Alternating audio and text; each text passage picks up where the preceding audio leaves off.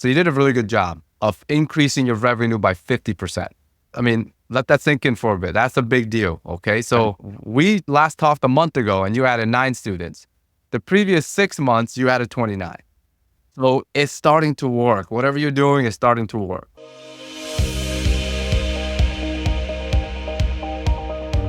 Hi, everyone. Welcome to the Simple Profit Podcast. My name is Tule. I am the host. The goal of this podcast is quite simple. Our goal is to do one thing and one thing only, and that is to help you to build $1 million grossing businesses. Today, we're returning for the second episode with Mr. Zac Reznik. Tenacity Martial Arts is his business, and we started because we want to help him grow his schools from 20 students at the time to 100.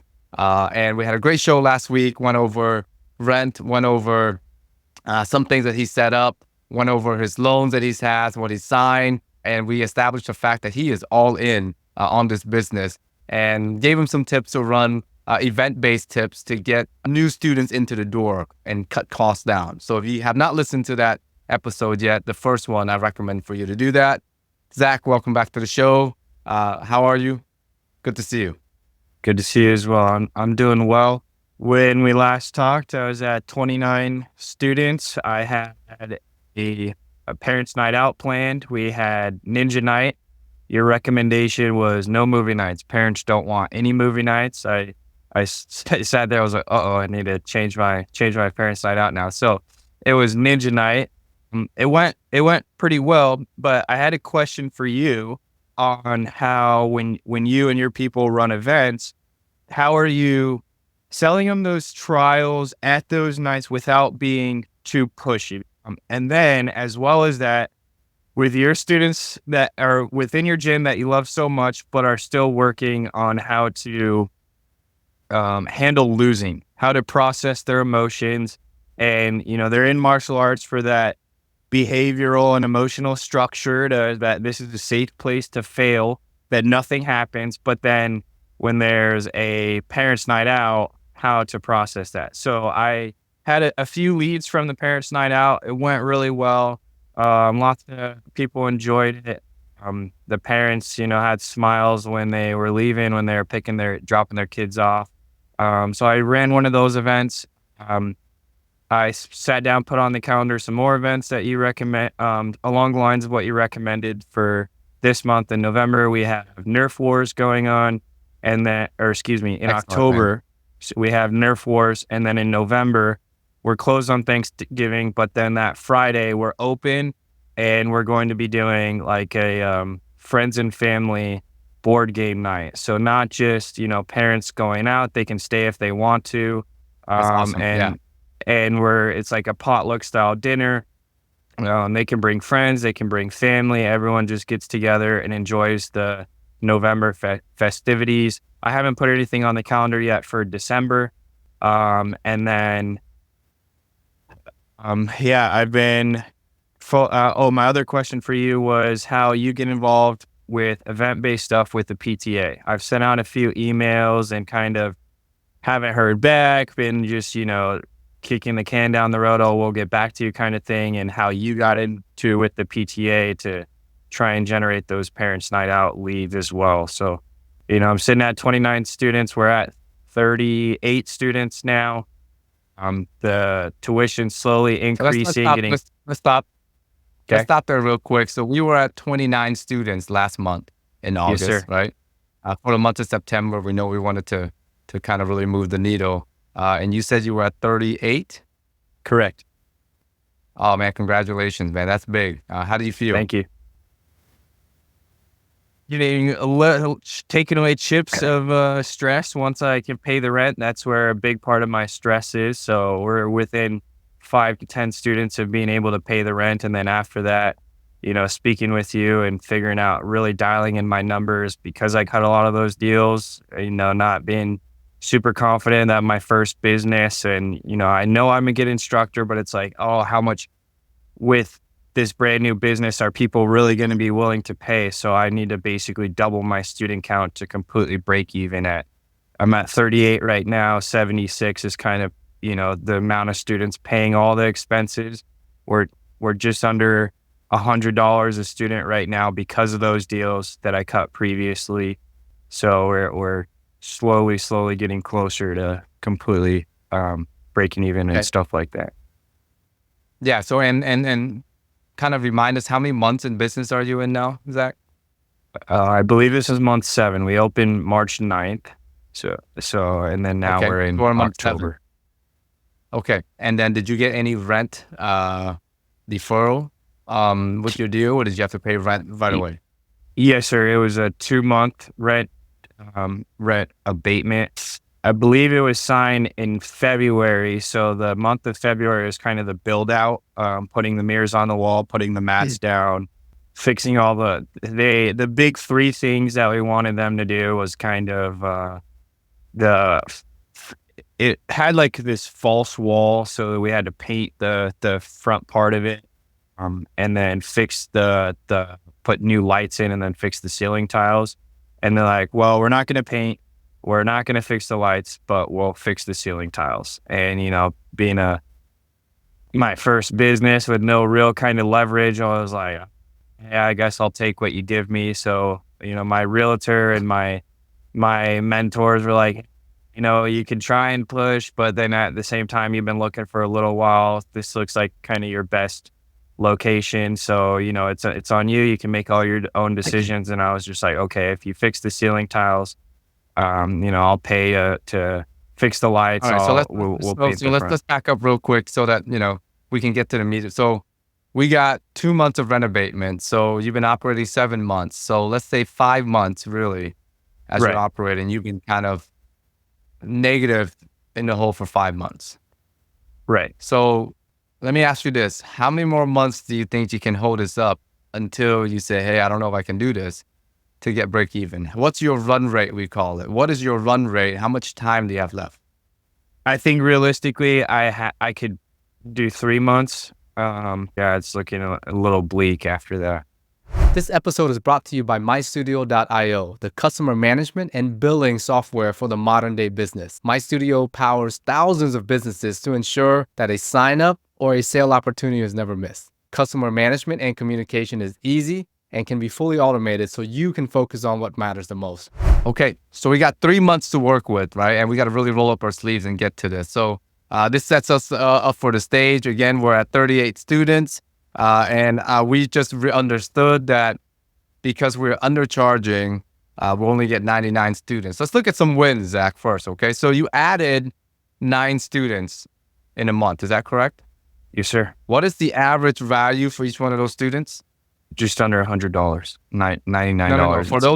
For those 9 students, the new one, I would say 135 would be a good number because some were family. So I do the first one paying full price, the next one paying 10% off. So the next one pays $135. But they're not $99. They're what? You're thinking the average they're a lot more. $135. Yes, sir. Yes, sir. Okay. So let's say we're gonna go with 135, and please call me 2, Zac. You don't have to call. So okay. We're not in uniform, so not necessary, right? I know tradition and all that is important.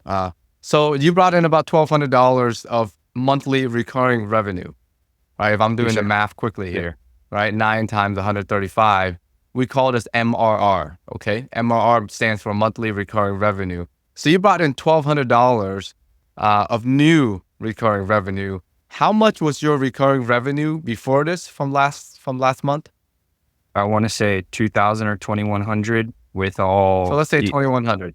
So let's break this down. Something you did really well and you corrected almost on your own because we didn't really talk about this last time. You had 28 students or 29 students, and your total monthly recurring revenue for those 29 students was $2,100. So a lot less than $100, right? $100 would be $2,900. You signed up a third of those students. You signed up 9 more students, and you almost double the student value, not double the student value, but 50% increase in your revenue, right? So you went from 2,100 with 29 students. You added 9 more students, so adding $1,200 to it. So right now your income is looking like $3,300 a month. Is that correct? Yes, sir. Yeah, close to it. Monthly, MRR, monthly recurring revenue is $3,300 $300. So you did a really good job of increasing your revenue by 50%. I mean, let that sink in for a bit. That's a big deal. Okay. So I would say that is a win. If you can do this again in 2 months, we have no problem fixing this issue. You came in here hot with all these questions like, how do I do this? How do I do that? I get it, because you got 2 to 3 months before you have to shut your business down. But I want to go back to some of the good decisions that you made here, right? Is you focus on getting students. Within the past 6 months, you got 29 students. In 1 month, you got 9 students. Does that make sense? You told me you're in business 7 months, right? Right, correct. Okay. So we last talked a month ago and you added 9 students. The previous 6 months, you added 29. Right. So it's starting to work. Whatever you're doing is starting to work. Okay. Now we just have to fine tune it and continue to build on that momentum. Does that make sense? Right. It does. Okay. So a lot of times too, I understand, right? There's a cliff that's right in front of us, right? And we're on this river and we're kind of drifting towards that cliff and we're going to fall off in 3 months. And we're trying to swim upstream, right? We're swimming against the current that's pulling us down, but we're swimming faster and faster every month.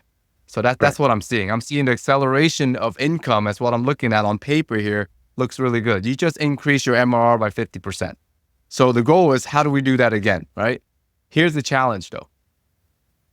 Increasing from $2,100 and getting $1,000 more in monthly revenue is easier than now that you're at $3,300. You got to get $1,800 or $1,700 into the door right now. Right. Does that make sense? It does. All right. So what I want to focus on first is your pricing, because at 38 students, you should not be getting $3,300, which is, as you said, a little below $90-something per student value, right? Right. How much are the schools around you charging? The martial arts schools around you charging? Yeah. So Per month? around the same. It varies between 150 to 200. That's kind of where I got my Wait a minute pricing. now. That's not the same. You're charging right now $90-something per student. Right. So So you're saying the schools around you are pricing at 150 to 200. yes. So where part of those numbers is that I base those numbers off of is I train jiu-jitsu in South Salt Lake, which is a few cities over, and they have 2 options. It's unlimited classes for either option, and you pay. They do. I mean, I don't think it matters what parents are going to know. When people price shop, Zach, when people price shop, go ahead. they say, how much are you? Can I afford it? And then they'll look into the specifics. So what we're seeing is you're pricing correct. You're saying, hey, I'm going to charge 150 to 200, right? Right. Yeah. Okay. Me as a parent, if I have to drive past your school to go to another school because it's further away, I would rather pay $25 more or $50 more per month to save time if I can afford it, right? And if it's in the same price range. So your school or the other school must have to be really, really good, or they have like a friend that comes there, then I will do it, right? It's funny you say that, because I actually had being at ATA gym. There's another ATA gym in South Salt Lake, and there's a family that stopped in. They're like, "Hey, we live right around the corner. We're thinking of switching to your gym." So that's exactly what you're saying. Because proximity to somewhere, if I'm driving my kids 2-3 times a week to somewhere, proximity is going to win, right? So what I'm saying is you should not be price sensitive. You shouldn't be like, I'm going to charge less than these folks over here because I'm going to get more people. That is a misconception. If you charge less, people think your program is not as good as the other program, right? And especially if you're closer to me, and I will pay more for availability and proximity so that I can save time, because I got to take my other kid to dance, or I got to pick up my dry cleaning, or I got to, rush home from work, etc. to take the kids. Okay, so we understand pricing is our problem here. Let me ask you a simple question. Okay. What would happen if you went back to those 29 students that you gave a grand opening special to, and you increased them by $20 or $30 per month? What would they say? I'm not 100% sure, to be honest. I know some of them have a little bit of financial constraints because I'm in a lower middle class area. So I'm Wait a not minute, you 100% just sure, to told me be honest. the people around you are charging the same, 150, 200, right?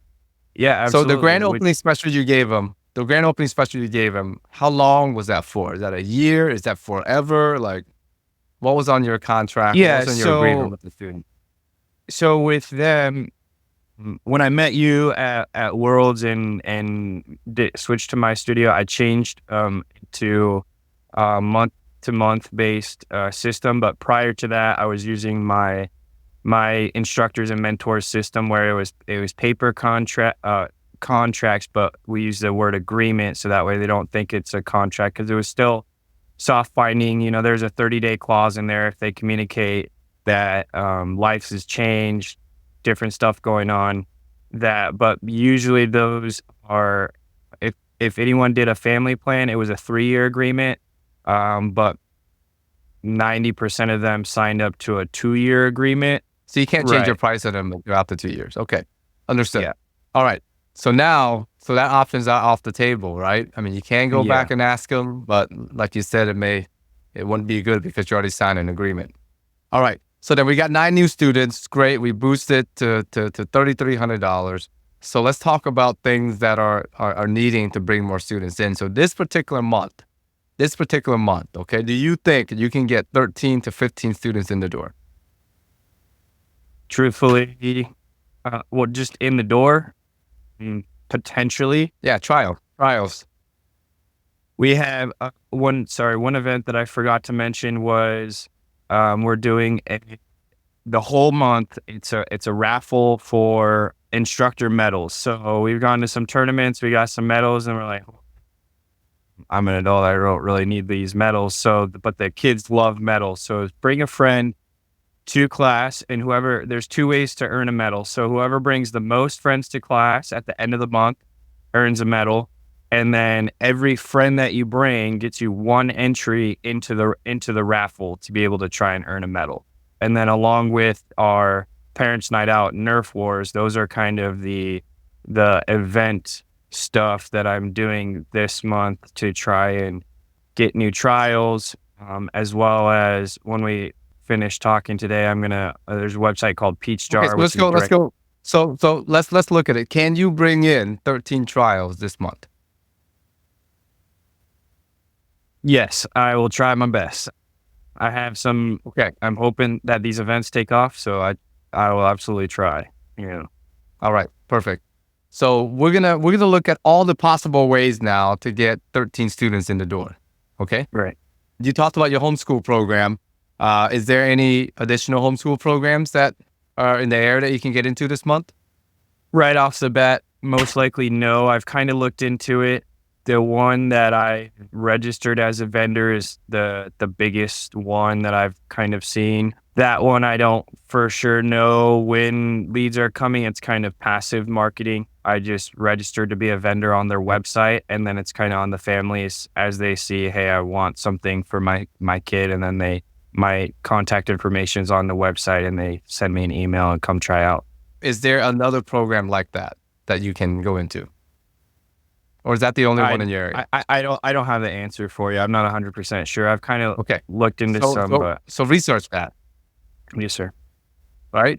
So you know the old saying, I can't tell you one way to bring in 13 students. I can tell you 13 ways to get 1 student. Right? So what I'm going to do is tell you 5 ways to get 5 students, 5 trials in the door, potentially. Okay. And you just got to execute it. Okay. The first is you have 39 students that are sitting at your school. And are they raving fan of your program? Do they love the program? Like, where do you think they're at? I would say I can't speak for every student, obviously, but a good majority of them, like the student that went to the tournament and did super awesome at the tournament. Now his family came just the other day, which I forgot about this until just now. They're like, hey, we brought some friends to the Parents Night Out. They didn't want to sign up because some kids were processing losing, so they were kind of, so our our friends didn't want to sign up because of those kids kind of having a bad reaction to losing. So we felt bad that they won't sign up. So now we really love your program and want to pay it back to you. That what if you get some cookies and we go through our neighborhood and we introduce you to our neighbors, and so that was not me provoking them whatsoever. That was them coming to me saying, hey, we want to help you get more Love students. it. Do you want to walk Yeah. through our neighborhood? Other families have given me 2 or 3 referrals, are ready, and for life reasons, they're like, hey, we got this going on or that going on, we can't sign up. So I'd say Yeah, a good because majority of my students. the reason why I'm saying this is because those 39 people are going to be your biggest advocate if they are indeed advocates to help you, right? So, Right, yes, sir.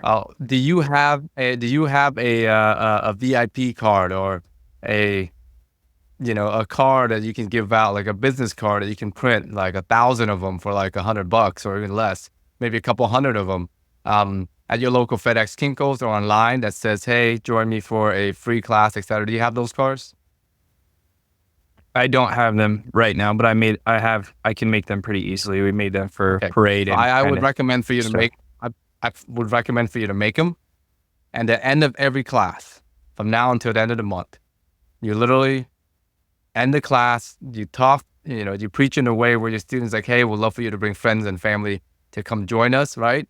I got 3 cards for you. Make it like a nice gift if you can, right? Like something they can give to a friend at school in their neighborhood. And then you walk out and you escort every single kid to greet the parent that's out there that comes to your class, and you say the same thing to those parents. It's like, hey, we're a new business, right? We're still trying to make ends meet, and be honest with them, right? I want to make sure rent gets done on time and things like that. And one of the things I would love for you to help me with is to introduce new students in. We're just 5 students away, like we're just 6 students away to getting that. And I think our family gets. So you have to ask for referral, and you got to give them a tool to make it easier for them to do that, right? And the best thing is that, make sure that gift card has a QR code that links to your trial offering. Right. And it should be a free one, right? Right. Should be a free one. And when they come, they say, hey, perfect, you're going to get a free class. Don't give them a free uniform yet, because if you give them a free uniform and they don't join, you've kind of lost more money. You don't have money to waste right now. Okay. Right. So they can come in with normal clothing, just have them take class. After that, you say, hey, if you register today with this special, I'm going to waive your first month, and I'm going to give you a free uniform. It's a hook, we call it. It's a hook, right? So that's what you do, okay?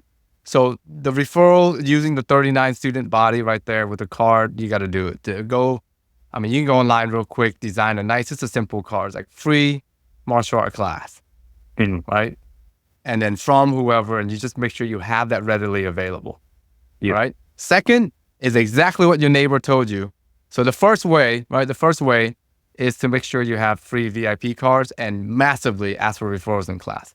Do you have any questions there, Zach, on that one? No, that's what we're doing this month with the medal thing, to try and get the students to bring friends to class, is that student referrals and stuff like that. You have that card so people can quickly sign up and contact you, right? The second way is exactly what your neighbor is saying. It's called guerrilla marketing. Right, going door to door. Okay.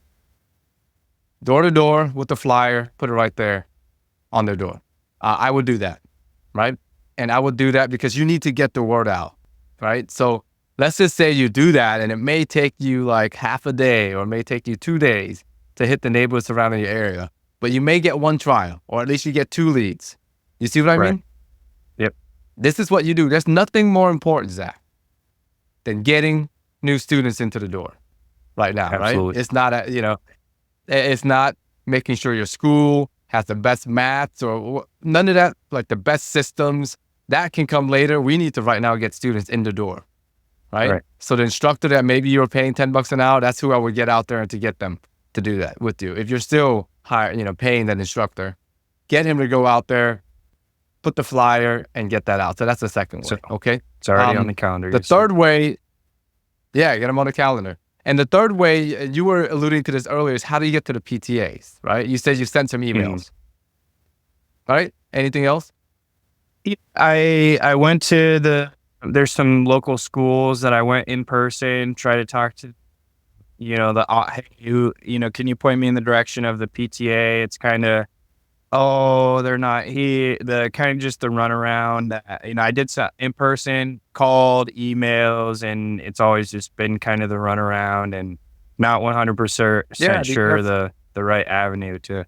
because you don't have a relationship with them, Right. right? Of course, they're not going to give you, because you and everybody else is trying to get to the PTA. Absolutely. They're doing children. You have to build a relationship with them. So what I would look for is if you want to get into PTA, is you look for like professional day, like National Secretary Day, Mhm.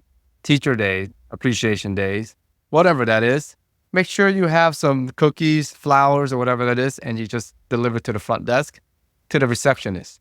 The receptionist is the key to everything, right? She or he has all the contacts to everybody. Does that make sense, Zach? Absolutely. The principal is not going to be there. She don't have time for you. The PTA president, she's doing whatever, or he's doing whatever, right? The receptionist, though, has the contact and all of their calendar. So you got to be really good friends with that receptionist. And don't drop something off and then ask for something. Like what we do at Encourage is, of course, we establish this over many years of relationship. We literally just deliver cookies and flowers, let's say on the first day of school, right? We'll come and we'll say, hey, my name is Tu from Encourage Martial Arts. Obviously, we have kids that attend from your school to come to our after-school program, as well as students that attend from the school. You don't have an after-school program, so I would approach it like, hey, my name is Zach. I'm with Tenacity Martial Arts. We have students that come from the elementary school. Just want to thank you for doing such a great job because it makes my life easier at my business. Here's some flowers and some cookies. Thank you. And you leave. Because what happens then is that person like, wow, okay, he didn't ask for anything. He just came and thanked me. And not many people do that, right? Typically people come and they're asking for something. They're wanting something or but not many people go there and just provide a thank you gift to just say, thank you, because I know your job is really hard, right? Teaching kids. And so the next time when they hear somebody talk about martial arts, they're going to drop your name. And if you do that enough, okay, you do that enough. So every time you do something good for somebody, like imagine you put a coin in their pocket. Every time you do something bad, they take that coin out, right? Right. And you always want that person to have a bunch of coins that are positive interactions with you in their pocket. You do that Absolutely. long enough, the next time you come, you can be like, hey, I just want to let you know, I know you have a parent-teacher day that's upcoming. We have a program that will work with the PTA. Parents can drop the kids off at our facility, absolutely free. Or we can also take a $20 charge and all of that money will go to the PTA where the parents can drop the kids off for 2 hours if they don't have babysitting or anything like that. So they can be focused at the teacher workday event and they'll come back, they'll pick them up from our school, right? So those are the events that you want to run, but you got to build a relationship. So to answer your question, how do we get into PTA? Is by building relationships and doing it differently than most businesses would do it. Right. But that's a long-term play.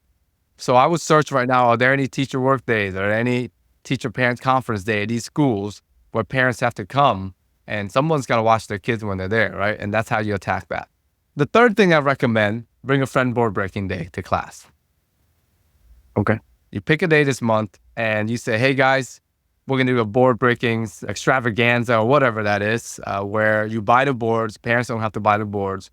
And you say, hey, the whole week we're going here, we're going to practice our techniques and we're going to break boards at the end. Kids love doing that. And if you bring a friend, they can also join you to come to class and break boards with you. All right. A kid, what they want to do is when they come to martial arts class, like breaking a board or doing that, that's kind of like probably one of the most fun things that they can do in class. So if you dedicate just 1 week to that and you bring friends in this month, you may get another student in, or you may get 2, you may get 3. Not only will you get retention out of it, you get students too, new students, right? Because your current students are going to love it as well. So that would be like a third thing that you can do. And you say you're running VIP parties, right? No, I haven't implemented that yet. I know we discussed that last time. Okay, so that student, Right. the fourth thing you want to do is you already identified a student that did great at the tournament. Right. Okay. Set out a Friday night or Saturday afternoon. Schedule that with the mom or the dad. and make a VIP party. Say, we're going to have pizza, we're going to break boards. All right. And Absolutely. you can invite up to 10 friends or 15 friends, right? Whatever the class, your class in school, your neighborhood friends, because that person's already looking to help you to do what they're doing. But you have to schedule it this month. You got to get trials in this month. Right. All right. Just run one and run it really well. Okay. And then going back to how do you handle people losing and students losing? What are you doing in the events that is competition based?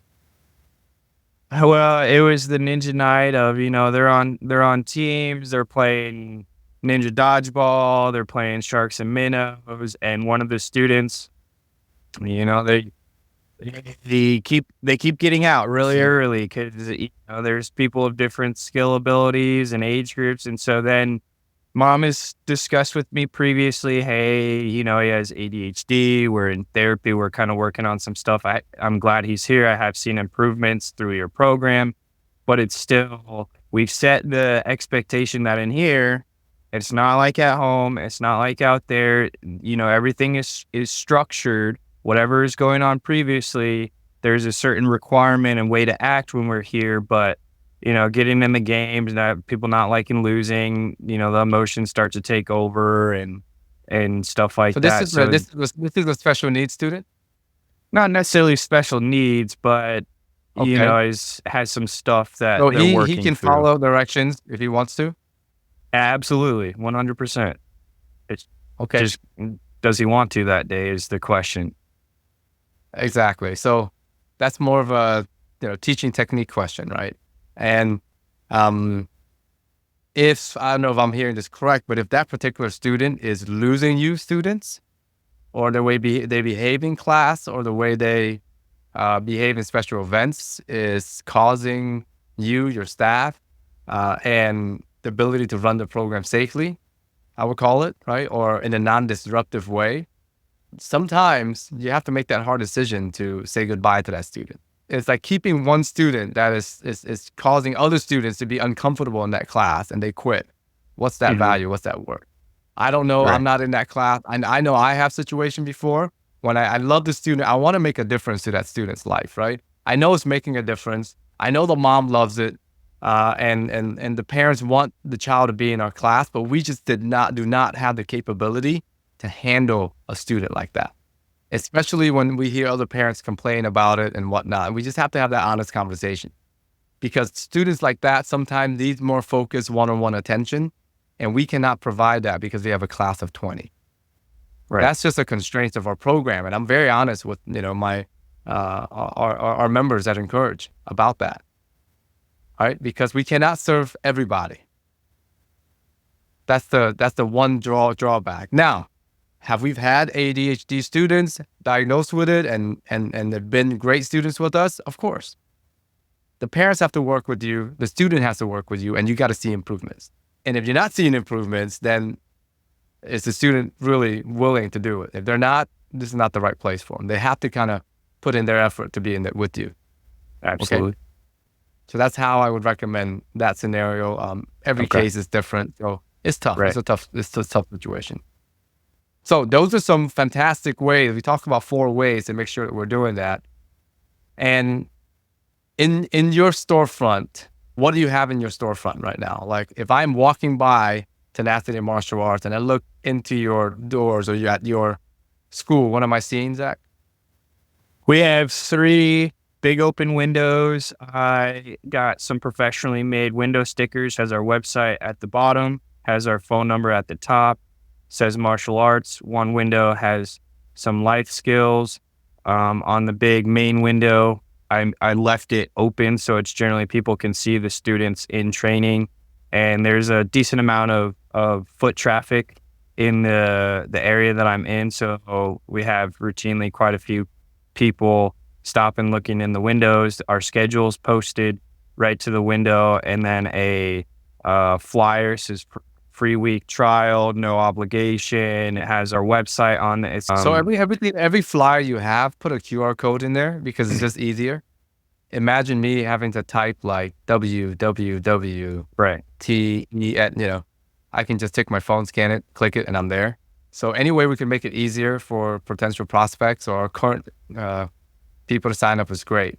Have you thought about putting a table out there, small table, and then you or an instructor being out there to actually greet students as the people walk by to have them come in, because they may be looking in, but they're not quite ready yet to come in and get information, right? But if you're out there already, they'll talk to you.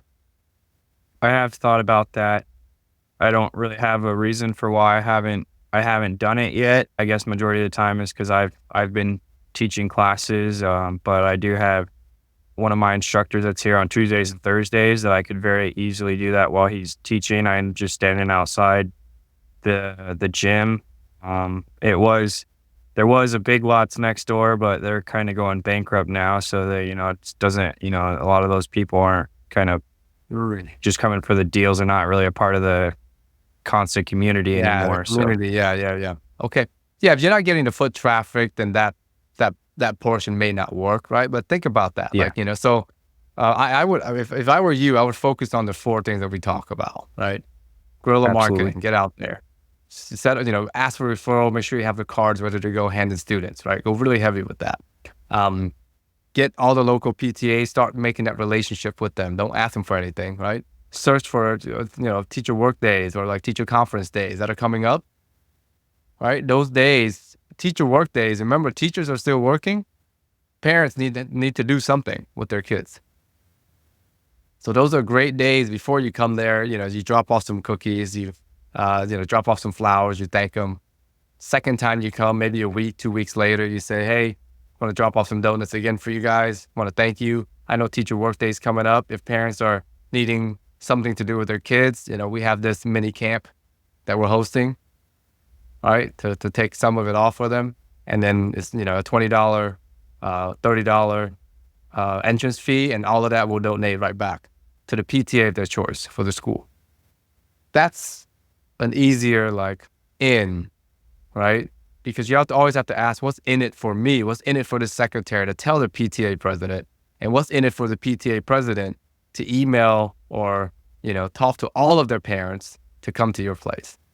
Right. And what's in it for them is, okay, anytime that people sign up, that they're going to donate that money to the PTA. Okay? Right. Third is that awesome thing that we have. It's called breaking cords that every kid's love. Get that in our, a class or a week or whatever you want to do. And then that in conjunction with the referral program will work really well. Okay. Fourth thing is guerrilla marketing. Go out there, put flyers on doors, and just get trials in. Because I know you convert 80%, you said, of your trials, right? So if you get 13 students in, 14 student trials, you'll get 10 of them converting. Right? And that will, again, bring your revenue, your monthly recurring revenue up 50%, right? From $3,300, you're going to get $1,200 or $1,400 in. That's going to bring you to $4,700 in recurring revenue. And our goal is to get to $7,000, right? As I remember, right? $7,400. Yep. All right. So we went really heavy event-based marketing and how to get trials in this particular session. Great job again, man. You increased your revenue by 50% this past month. We just got to do it again this month. And if we do it again the next month, you're well on your way. So this is a pivotal month for you, man. I believe in you. I think you can do it. Thank you. I appreciate that. Okay. I can't wait to check in with you throughout the month. And then looking forward to having you back on here next month, Zac. Yes, sir. Thank you. I appreciate it. All right. For those of you that are listening, if this is helpful, I hope it's giving you some tips on events and things to get new students. Please give us a subscribe on the Simple Profit Podcast. Share this with a friend. Thank you, and I look forward to seeing you guys on the next episode.